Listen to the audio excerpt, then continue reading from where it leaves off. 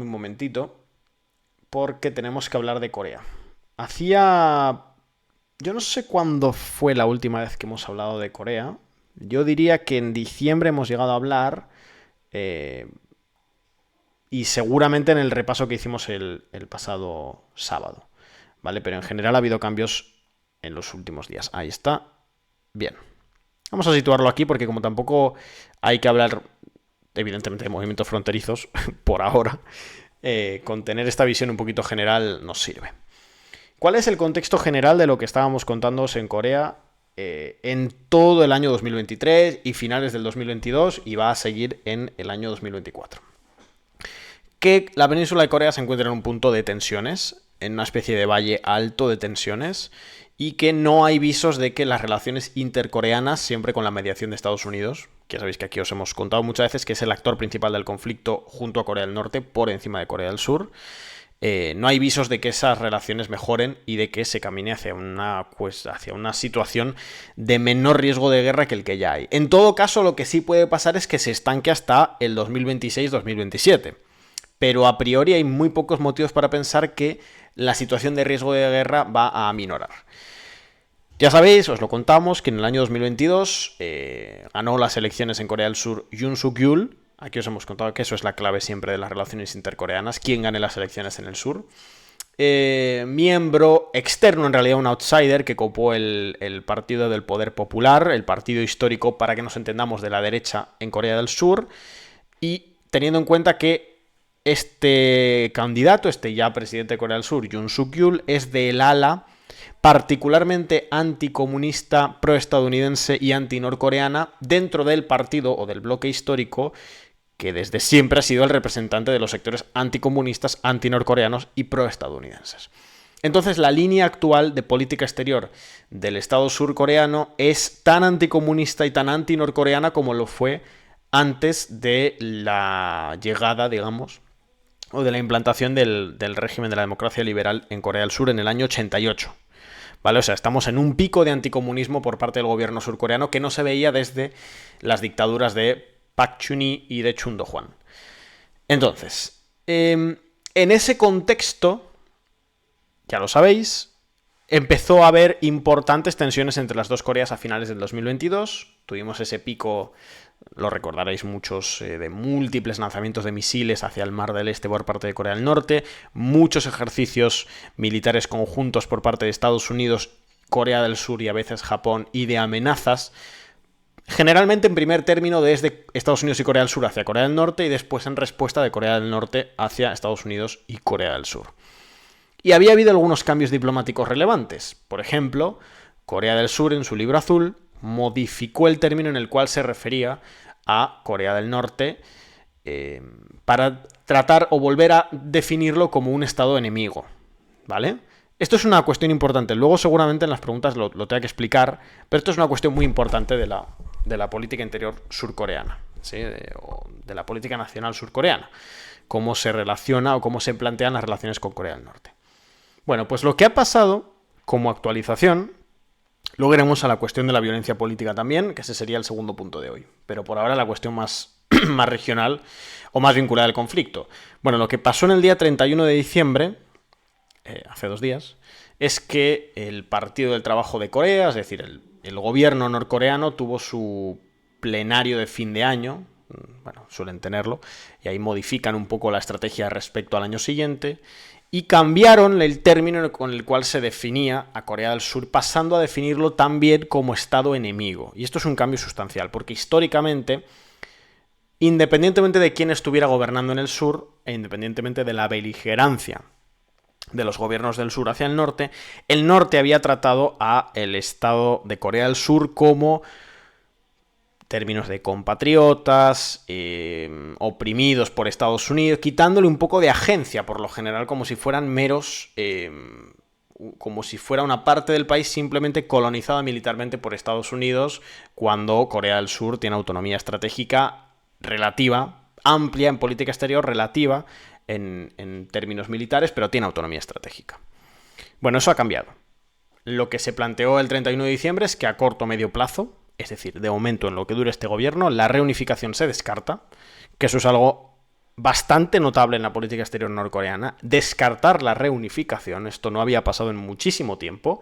Quienes seguís el conflicto con nosotros, sabéis que si algo era estable en las relaciones intercoreanas era la apuesta de Corea del Norte por la reunificación, al menos retóricamente.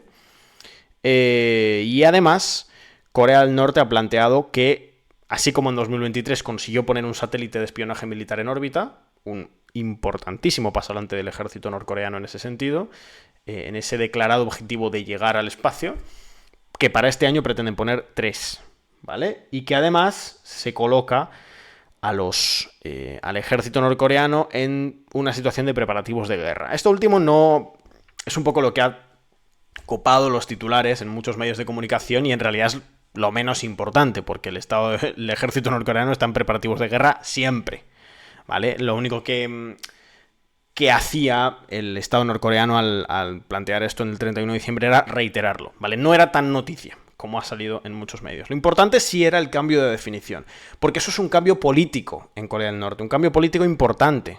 Corea del Norte dejando de definir a Corea del Sur como compatriotas y pasando a definirlos como enemigos. Eso nunca había pasado, al menos en las últimas décadas. Eso es un cambio muy importante. Vamos a ver cómo se desenvuelve. Vamos a ver hasta qué punto el riesgo de guerra se eleva. Por ahora el riesgo de guerra es importante, pero evidentemente la disuasión nuclear norcoreana, que es el principal elemento que evita la guerra civil en Corea, en la península de Corea, sigue estando ahí. La guerra civil en Corea no puede ocurrir sin el beneplácito de Estados Unidos. Esto es importante porque, y esta es una diferencia, generalmente nos preguntáis, ¿no? ¿Cuál es la diferencia entre Israel y Corea del Sur? Bueno, esta sí es una diferencia importante. Corea del Sur no tiene independencia militar. Las tropas surcoreanas en caso de guerra dependen de comandantes estadounidenses. Es decir, así como Israel tiene no solo autonomía estratégica en política exterior, sino que también tiene independencia militar plena, más allá de que tenga que determinadas la adhesión al bloque estadounidense. Corea del Sur no tiene independencia militar. Corea del Sur está bajo el paraguas nuclear estadounidense y además depende militarmente de la dirección estratégica de Estados Unidos. Entonces, no creo que el estallido de la guerra directa en la península de Corea esté al caer. Desde luego, tienen que pasar cosas antes. Pero lo que sí es importantísimo aquí, con esto termino y vamos a, si tenéis alguna pregunta o algún comentario, es que no va a reducirse el riesgo de guerra porque hasta el año 2027 no hay elecciones en Corea del Sur. Y eso es lo más importante de todo. Lo hemos contado aquí muchas veces. Todos los actores involucrados directamente o cuasi directamente en el conflicto de Corea son relativamente estables. China, Japón, Estados Unidos, Rusia, Corea del Norte, todos tienen posiciones más o menos estables en el tiempo, permanentes, continuistas, pero Corea del Sur no. Corea del Sur depende mucho de quién gane las elecciones. Cuando gana el bloque tradicionalmente asociado a la derecha anticomunista, es una posición beligerante de Corea del Norte porque en su propia perspectiva nacional, Corea del Norte es, ya lo hemos dicho muchas veces, el hecho maldito que hay que erradicar de la península de Corea. Mientras que cuando gobierna lo que sería el Partido Demócrata, los socioliberales tienen la política del sol, que hemos explicado aquí alguna vez, que si hace falta se vuelve a explicar, pero se ha contado ya, por la cual se plantea que Corea del Norte y Corea del Sur tienen que incrementar los lazos comerciales, los lazos humanos, los lazos diplomáticos y eventualmente ir hacia una reunificación sin absorción. Es decir, hacia un sistema de un país, dos sistemas, valga la redundancia. Entonces, como en Corea del Sur no va a haber cambio de gobierno a priori hasta 2027, y luego entramos a la política interna, que está conectada evidentemente con esto, de momento no parece que el riesgo de guerra vaya a disminuir. Pero eso os tiene que quedar claro, el concepto básico aquí es el riesgo de guerra entre las Coreas está íntimamente relacionado con la política interna de Corea del Sur, con las elecciones de Corea del Sur, ¿sí? Con cómo está eso. Y ya habría que entrar ahora a la política interna, pero por ahora me detengo aquí, porque si no me voy del tema. Hay una pregunta. Pásamela. Es política interna, o sea que te va a ayudar a hablar de lo A siguiente. conectar, sí. Al actual presidente, entiendo que se refiere al presidente surcoreano, no fue un fiscal, que si no fue un fiscal anticorrupción superpopulista que basó la campaña electoral en atacar el feminismo. Básicamente, bueno, yo creo que sería interesante que hablas un poco de la figura del presidente. Sí, es exactamente eso. De hecho, Yoon Suk Yeol, nosotros tenemos un artículo, ese no lo escribí yo, creo que es de Ángel, en la página web, hablando de esta figura en concreto, de Yoon Suk Yeol. Sí, Yoon Suk Yeol es un outsider. Eh, a ver, cuando uno habla de la política interna de Corea del Sur, para que sea interesante e importante en términos estratégicos, hay que hablar de las cuestiones internas y un 50% de la política o de la mirada con respecto a Corea del Norte. Con respecto a la política interna, es un ultraliberal, no sé si incluso al menos retóricamente se le podría considerar no libertario, pero sí una figura de liberalismo duro, de desregulación dura. Además, sí, un antifeminista de los intensos, ¿no? De los pesados, por decirlo así. Que su campaña electoral estuvo muy basada en el antifeminismo, en el anticomunismo, en el liberalismo y en la figura que él se había forjado, o sí, la figura pública que él se había forjado, habiendo sido importante como fiscal en la persecución de algunos casos de corrupción de gobiernos, entre ellos el gobierno de Park Geun-hye, que era la hija del dictador Park Chung-hee, que era del partido al cual hoy representa, o sea, para que nos entendamos. Park Geun-hye, una figura también, bueno, esa da para un monográfico de 5 horas. El caso es que esta figura se hizo popular por eso, por su figura de fiscal anticorrupción, por sus posiciones antifeministas y por sus posiciones anticomunistas. Y también, y volvemos al tema de Corea del Norte, porque es que es muy importante, por sus posiciones anti-norcoreanas. Porque en Corea del Norte, cuando hablamos de anticomunismo, no estamos haciendo una exageración. El anticomunismo es un sentimiento muy importante políticamente hablando en Corea del Sur. O sea, la gente se autodefine anticomunista, los políticos se autodefinen anticomunistas. Y ese anticomunismo está ligado íntimamente a las posiciones anti-Corea del Norte.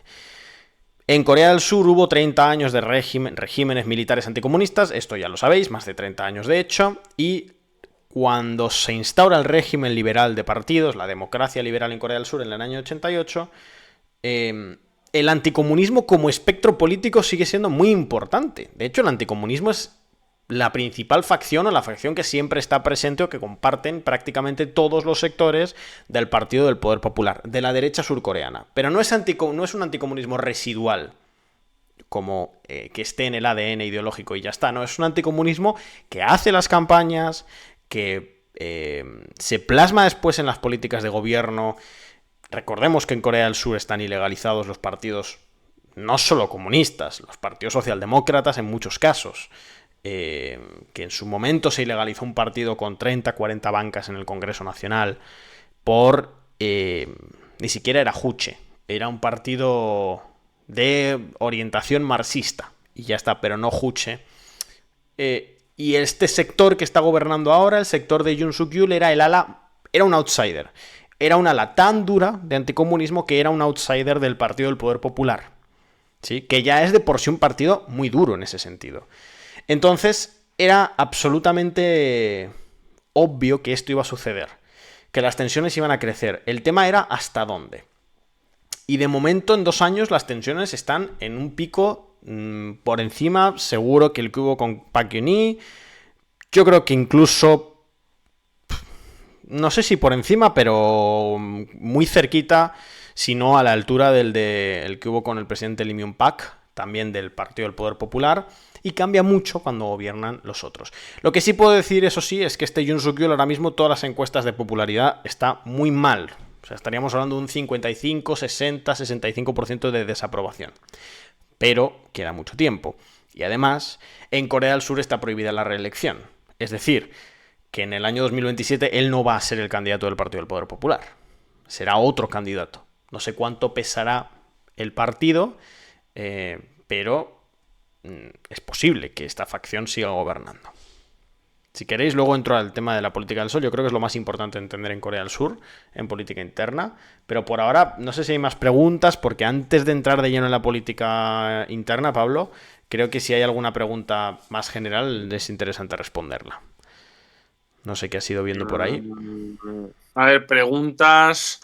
Bueno, sí, además, no ganó por muy pocos votos de diferencia.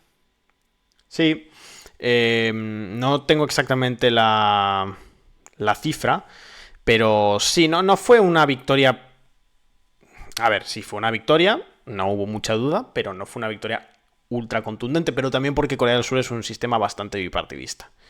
Entonces, las diferencias enormes en una elección son relativamente complicadas. Siempre hay un cierto equilibrio. Le ganó, por cierto, a Lee Jae-myung, que es la persona el candidato, el líder de la oposición que ha sufrido el navajazo, el acuchillamiento. Que luego vamos a hablar de él también, de su figura, porque es bastante interesante y porque su estado de salud, no solo por lo de ayer, sino en general, pone en duda que vaya a ser el candidato en el 27. Pero bueno, fue el que perdió las elecciones contra Yoon Suk-yeol. Otra pregunta, ya es la última. Cuando ganan los de izquierda, bueno, los socioliberales, en Corea del Sur es cuando hacen los encuentros entre familias divididos y todo eso, ¿no? Sí, la respuesta rápida es sí. Ahora lo explico mejor. Antes de nada, un disclaimer. No. O sea, no es la izquierda, para que nos entendamos. La izquierda no existe prácticamente parlamentariamente en Corea del Sur. ¿Vale? La diferencia entre el Partido del Poder Popular y el Partido Demócrata no es tanto económica, que un poco también, sino sobre todo con respecto a la cuestión de Corea del Norte. ¿Vale? Porque de hecho Lee Jae-myung, el candidato del Partido Demócrata que ha sufrido el acuchillamiento, también es antifeminista, para que nos entendamos, es liberal, con un cierto grado de deseo de intervención del Estado, pero se parece en términos económicos, para que nos entendamos, se parece mucho, de hecho, al Partido Demócrata estadounidense. ¿Sí? El Partido Demócrata de Corea del Sur es algo relativamente comparable, salvando evidentemente las muchas distancias, al Partido Demócrata de Estados Unidos. No se le puede comparar ni siquiera con los partidos socialdemócratas europeos, ¿vale? No es ese nivel, es el Partido Demócrata estadounidense. Pero tienen esa particularidad, y eso sí que es la diferencia fundamental. En finales del siglo XX, en la década de los 90, en el Partido Demócrata tenía otro nombre, no es que se cambian mucho el nombre, pero se desarrolla la doctrina a través de Kim Dae-jung, lo que es la doctrina de la política del sol, que lo que plantea es que, pues eso, hay que recuperar las relaciones entre las dos Coreas y caminar eventualmente hacia una reunificación. Ahí se dieron los primeros encuentros entre familias, los primeros desde el final de la guerra, o desde la pausa de la guerra, es decir, los primeros desde el 53, se dieron en el año 90 y largo o 2000. También se dieron encuentros con el anterior presidente al que hay ahora, con Moon Jae-in, también de ese partido de socioliberal, del Partido Demócrata, y en general se dan pasos en la dirección hacia la reunificación, que la reunificación es en medio plazo inviable porque supondría la salida de Estados Unidos del país. Y eso es muy complicado que pase, evidentemente, por motivos que todos entendéis, no hace falta explicarlos, ¿no? Es muy complicado que Estados Unidos acepte eso. Pero sí se dan pasos importantes. De hecho, en el año 2000, cuando gobernaba el otro partido, digo, el Partido Demócrata, con el nombre que tenía en su momento, creo que el Partido URI, me parece, se firma la declaración conjunta entre norte y sur, en la que incluso se llega a establecer algunos puntos básicos para ir hacia la reunificación, que es ahí donde se establece que la reunificación de Corea en su momento será con un sistema federal. Pero, entonces sí, las diferencias en el plano de las relaciones intercoreanas son enormes, cuando gobiernan unos y cuando gobiernan otros, en términos humanitarios, económicos. Incluso en su momento se creó la zona especial de Kaesong en Corea del Norte, en la que había empresas surcoreanas. En términos políticos, en términos de riesgo de guerra, en todos los sentidos. ¿Qué es lo que ocurre? Que en el resto de planos no hay muchas diferencias, ¿sí? Pues como entre el Partido Republicano y el Partido Demócrata en términos económicos, de derechos sociales, de muchas cuestiones, ¿no? Hay ciertas diferencias, pues vinculadas más al progresismo internacional o al conservadurismo internacional, pero no diferencias estructurales entre los dos partidos. Y sobre todo, sí hay una cierta separación, como entre el Partido Demócrata y el Partido Republicano de Estados Unidos, ¿no? Que entre la facción más de derechas del Partido Republicano y la facción más de izquierdas del Partido Demócrata sí hay una diferencia notable, pero en lo que termina siendo los liderazgos históricos de los dos partidos no hay tanta diferencia. Pero bueno, sí la hay en el sentido de las relaciones entre las dos Coreas. Mucha. ¿Qué es lo que pasa? Que ese no es el único clivaje que opera en las elecciones surcoreanas. Entonces, al final, las elecciones se terminan decidiendo por cuestiones como la vivienda, el acceso a la vivienda, que fue muy importante en las últimas elecciones, el antifeminismo, cuestiones así, o el feminismo, pero al final eso afecta fundamentalmente a las relaciones entre las dos Coreas. Por eso es tan volátil la posición surcoreana con respecto al conflicto intercoreano. Por eso es tan caótica también. Gracias, por cierto, a Cosus82 por su suscripción con Prime y a Virus también lleva ya 6 meses con nosotros, los dos con Prime. Recordad que es gratuita, recordad que hay que renovarla manualmente, como han hecho Virus y Cosus, y que estamos a 2 suscripciones del objetivo. Así que con que alguien se suscriba, con que se suscriban 2 personas ahora en este ratito, o con que haya 2 suscripciones gratuitas con Prime o 2 regalos de suscripción, llegamos al objetivo. Y bueno, pues será una gran noticia para este directo, que empecemos el año, primer directo del año, cumpliendo el primer objetivo del año. Mientras tanto, Pablo, ¿tenemos alguna pregunta más? Tenemos una pregunta de David. ¿Cómo se plantea la posible unión de las dos Coreas? ¿Qué quiere decir eso de un país, dos gobiernos? ¿Será una confederación?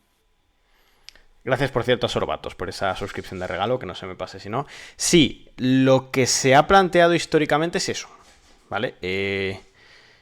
Los únicos acuerdos... A ver, ha habido varios acuerdos en su momento entre los gobiernos o los representantes de los gobiernos de Corea del Norte y Corea del Sur. Hubo uno en su momento cuando estaba Kim Il-sung, el abuelo. Hubo otro cuando estaba Kim Jong-il. Y llegó a haber incluso uno cuando estaba ya Kim Jong-un y se reunió con Moon Jae-in. Entonces sí, siempre que se han dado avances en dirección hacia la reunificación, los términos de esa reunificación han sido los de la federación. ¿Qué significa esto?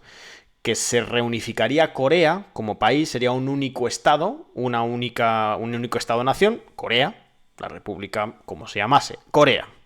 Compartirían política exterior, que aquí es lo que, vamos, en medio plazo lo imposibilita totalmente, y conservarían cada uno sus 2 sistemas. Bueno, eso ya en la letra pequeña pues sería ver cómo se plantean las lógicas de la migración interna, ver cómo se establecen los vínculos económicos, ver cómo son los sistemas electorales, o sea, muchas cosas habría que diferenciar, pero en última instancia que la parte sur de Corea conservase el sistema, el régimen liberal, capitalista en lo económico y de partidos políticos en lo político, limitado, ya sabéis, porque muchos partidos ilegalizados en Corea del Sur, y que el norte conservaría el modelo socialista, estatizador, juche, tanto en lo político como en lo económico, y el sistema de partido único. Bueno, de coalición única en realidad. Compartirían la política exterior, y esa es la clave. Evidentemente, cada vez que Corea del Sur, a través de su gobierno, ha intentado hacer pasos en pos de la reunificación, Estados Unidos ha intervenido diplomáticamente, porque lógicamente no es posible una reunificación de las dos Coreas si las tropas estadounidenses siguen en el sur. No puede ocurrir, es imposible. Entonces, en el plano práctico solo habría 3 formas de reunificar Corea, y ahora mismo las 3 son imposibles, con las condiciones dadas. La primera reunificación posible sería la de la absorción política y diplomática. Para eso, lo que tendría que ocurrir es que uno de los 2 sistemas colapsase. Y todo parece indicar que ni el sistema del norte ni el sistema del sur están cerca de colapsar.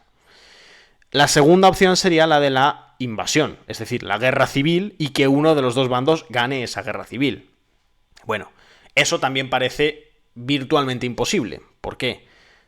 Porque está el armamento nuclear. Porque Corea del Norte sabe que si invade Corea del Sur va a perder la guerra muy posiblemente, y además el número de bajas va a ser catastrófico, y porque Estados Unidos y Corea del Sur saben que si atacan Corea del Norte tiene armamento nuclear para hacer mucho daño, tanto a Corea del Sur, virtualmente incluso podría prácticamente destruir Seúl, como al propio Estados Unidos. Y después, la tercera vía, que es la reunificación pacífica, que es a través del sistema federal, es la que es políticamente o militarmente más viable, o políticamente más viable, pero militarmente también imposible y estratégicamente imposible. Porque supondría, una de las claves es la política exterior conjunta. Bueno, eso no puede. Mientras Estados Unidos siga teniendo el foco en Asia. Incluso cuando no tenía el foco en Asia era imposible, porque aunque Estados Unidos mañana decidiese poner el foco en América Latina, por ejemplo, igualmente querría conservar las 30.000 tropas que tiene en Corea del Sur, querría conservar el sur de la península de Corea como una base operacional a futuro por si hay una guerra en Taiwán, con el escenario, o con Taiwán como escenario. En fin, es imposible en el medio plazo. Gracias, por cierto, hemos llegado al objetivo sobrepasado, sí. De hecho, gracias a Álvaro. Te iba a interrumpir, pero Sí. Pero nada, igual, yo, bueno, como sigues hablando, mejor me callo. Habría sido un buen motivo. Bueno, pues gracias a Álvaro, gracias por esa suscripción con Prime, gracias a Sergio, que regala una suscripción a la comunidad, muchas gracias. Gracias a Robot por otra renovación con Prime, 3 meses. Y gracias a Fender, que se acaba de suscribir con Prime. Bueno, no insisto más en que es gratuito con Prime. Lo que sí, recordad que si os suscribisteis hace semanas o meses con Prime, las renovaciones no son automáticas, comprobad que seguís suscritos. Así que nada, muchas gracias. Primer objetivo del año conseguido. ¿Más preguntas, Pablo? A ver, sí, bastantes. Bueno, no. ¿Puede atacar? Bueno, esto no es que no sé si algunas son preguntas. Bueno, es que esto tú no entiendo que no entenderás mucho cómo es el régimen de la República de Bosnia y Herzegovina, o sea que la dejo por ahí. Pero se ha ido mucho del tema, ¿eh? Sí, no, a ver, porque entiendo que claro, es que entiendo que querrán hacer la comparación, ¿no? Con algo que ellos conozcan más a fondo, ¿no? Okay. ¿Tanta fuerza tiene el antifeminismo en Corea? Sí. Corea del Sur es una sociedad, ya lo sabéis, bueno, un poco como podría ser Japón también, en ese sentido tienen ciertas similitudes. Una sociedad relativamente conservadora en lo que tiene que ver, en contraste con además su desarrollo económico. Generalmente suele ir bastante ligado. Lo que pasa es que el desarrollo económico de ambos países ha sido muy acelerado, entonces se ha producido ahí una brecha, ¿no?, entre el desarrollo económico y el avance de las posiciones progresistas en ese sentido. Pero sí, es un país bastante conservador en lo identitario, digamos. Hay bastantes cuestiones, por ejemplo, de derechos del colectivo LGTB que en Europa, en mayoría de países europeos de Occidente sobre todo, ya están dados por hecho y en Corea del Sur están lejos de conseguirse. Es un país bastante antifeminista, bastante conservador, bastante confuciano en ese sentido, bastante jerárquico, el orden familiar, la familia nuclear tradicional.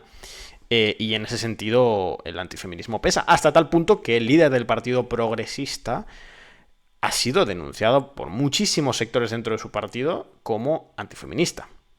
Ni hablar que todo el Partido del Poder Popular en su conjunto postula el antifeminismo porque, bueno, ya conocéis ese discurso, ¿no? Porque destroza la familia tradicional, viene a romper los núcleos familiares, la tradición, el respeto a los ancestros, que es muy importante en la cultura tradicional coreana.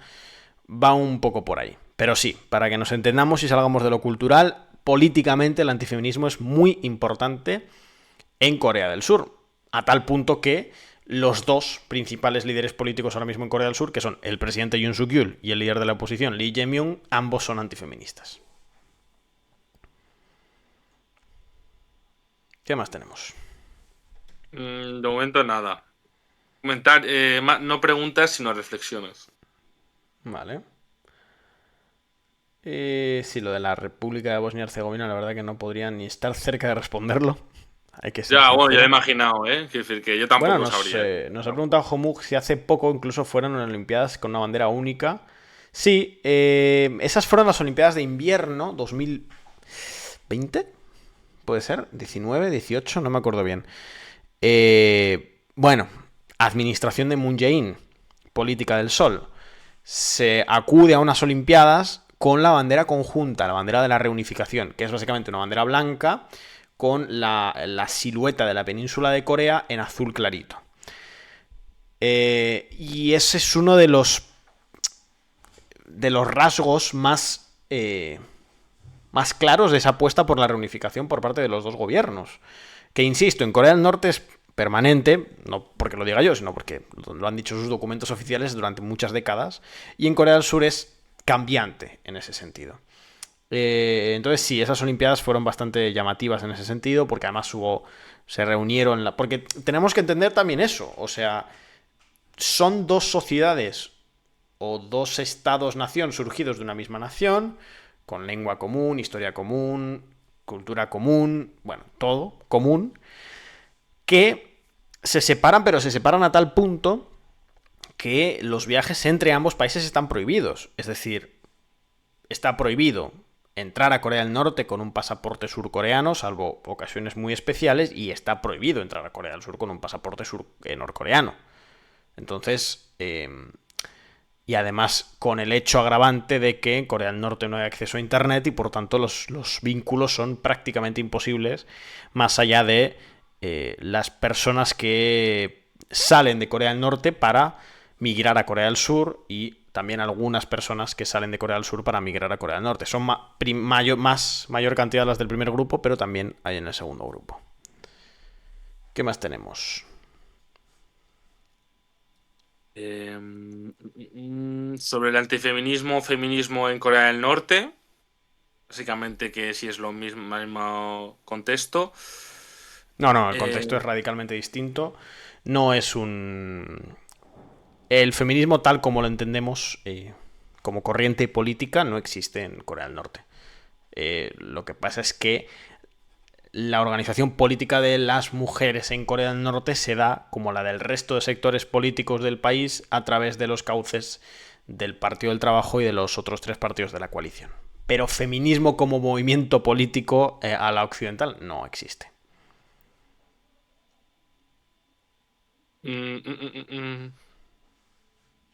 ¿También existe migración norcoreana a China?